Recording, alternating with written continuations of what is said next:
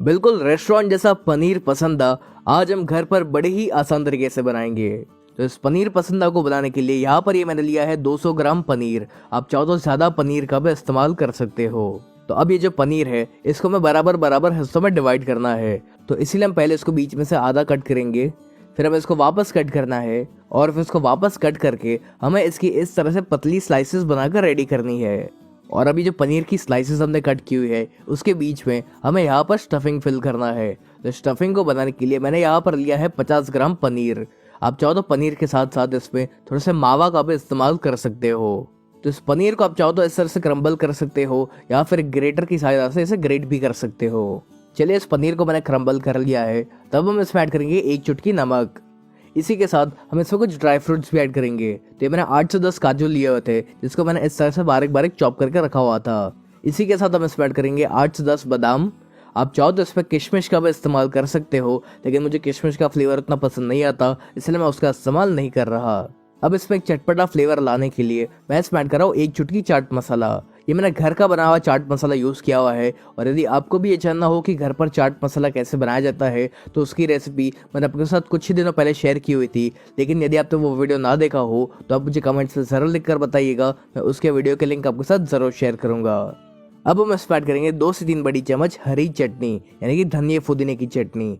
तो इस चटनी को बनाने के लिए मैंने थोड़ा सा धनिया, पुदीना, हरे मिर्च, अदरक और लहसुन का इस्तेमाल किया हुआ था। अब बस हमें इन सारी चीज़ों को एक बार अच्छे से मिक्स करना है। अगर आपको इलायची का फ्लेवर पसंद हो तो आप इस स्टफिंग के अंदर थोड़ा सा इलायची पाउडर का भी इस्तेमाल कर सकते हो। चलिए अब तो ये जो स्टफिंग है ये बनकर रेडी हो चुका है। तो अब जब हमने पनीर की स्लाइसेस कट की हुई थी उन स्लाइसेस के ऊपर हमें इस स्टफिंग को इवनली स्प्रेड करना है। और अभी जो दूसरी पनीर की स्लाइस है इसको हमें इसके ऊपर रखना है और इसको हम हल्का सा प्रेस करेंगे। तो लीजिए हमारा ये स्टफ्ड पनीर या फिर पनीर सैंडविच बनकर रेडी हो चुका है। और ठीक इसी प्रकार से आपको बाकी सारे पनीर के स्लाइसेस के ऊपर भी ऐसे ही स्टफिंग को रखना है। चलिए इसी तरह से मैंने ये सारे पनीर को स्टफ कर लिया है। तो अब बारी आती है इसको फ्राई करने की। लेकिन अगर हम इसको ऐसे ही फ्राई करेंगे तो ये जो स्टफिंग है ये सारा का सारा तेल में बिखर जाएगा। तो ऐसा ना हो इसलिए हमें यहाँ पर एक कॉर्न स्टार्च की स्लरी बनानी है।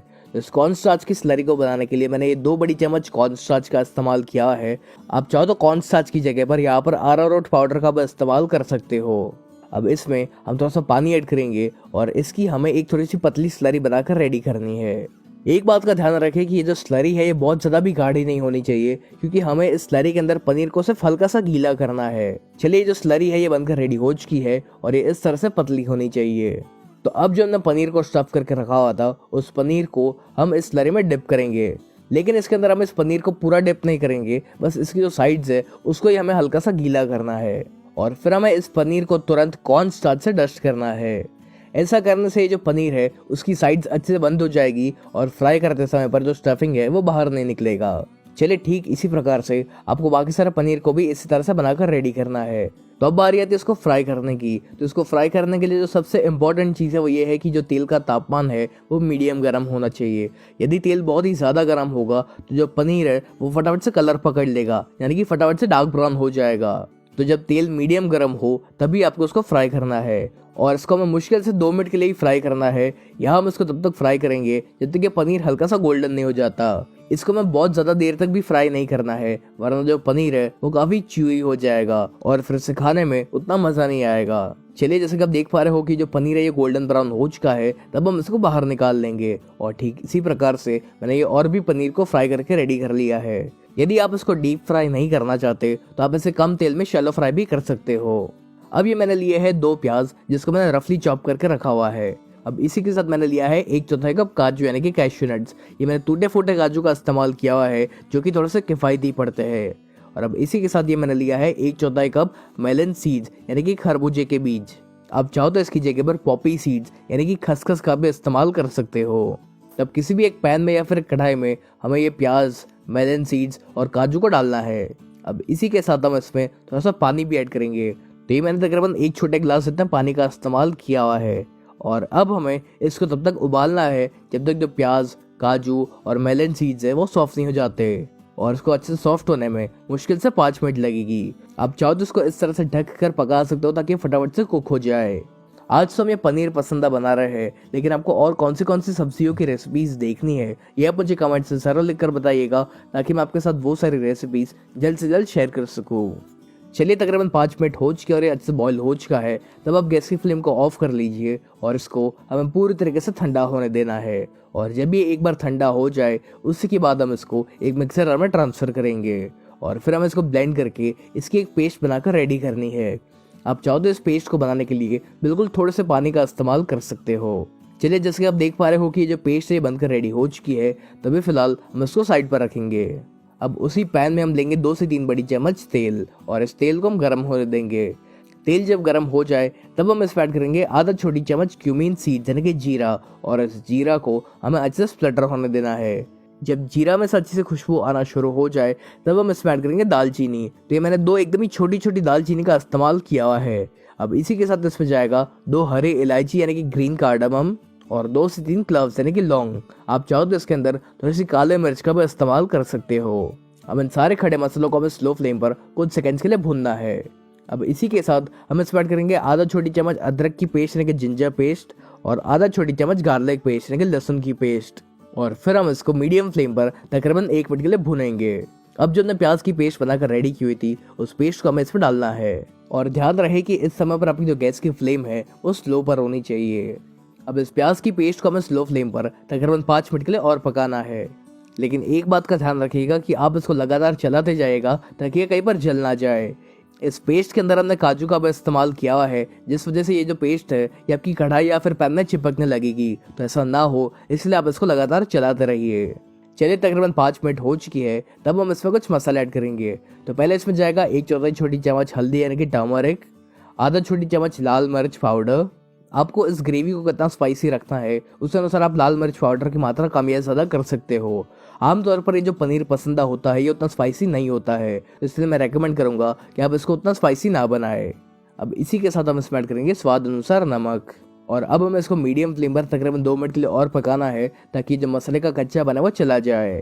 इस ग्रेवी के अंदर आपको धनिया पाउडर या फिर जीरा पाउडर डालने की कोई ज़रूरत नहीं है। इसके अंदर हम थोड़ा सा गरम मसाला डालेंगे लेकिन वो हम सबसे आखिर में इस्तेमाल करेंगे। चलिए इन मसालों को पकाया तकरीबन 2 से 3 मिनट हो चुकी है।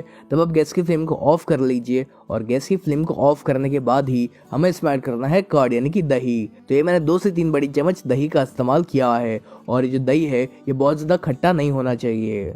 इसमें दही डालते समय पर इस बात का ध्यान रखें कि जो गैस की फ्लेम है वो स्लो पर होनी चाहिए या फिर गैस को आप बंद करके रखिए ताकि ये जो दही है ये फट ना जाए। और इसमें दही डालने के बाद आप इसको तुरंत मिक्स कर लीजिए और इसको लगातार चलाते रहिए ताकि ये जो दही है फटे नहीं। अब इस ग्रेवी को थोड़ा सा पतला बनाने के लिए हम इसमें थोड़ा सा पानी का इस्तेमाल करेंगे। अब इस ग्रेवी के अंदर एक कलर लाने के लिए मैं इसमें ऐड कर रहा हूँ कश्मीरी लाल मिर्च पाउडर। ये जो कश्मीरी लाल मिर्च पाउडर है उतना तीखा नहीं होता, इससे बस इस ग्रेवी का जो कलर है वो काफ़ी अच्छा आएगा। अब बस हमें इस ग्रेवी को ढक कर इसे हम स्लो फ्लेम पर तकरीबन 3 से 4 मिनट के लिए और पकाएंगे, लेकिन बीच बीच में आप इसको चलाते भी रहिएगा ताकि कहीं पर जल ना जाए। चलिए तकरीबन 3 से 4 मिनट हो चुकी है। तब हम इसमें ऐड करेंगे 1 छोटी चम्मच गरम मसाला।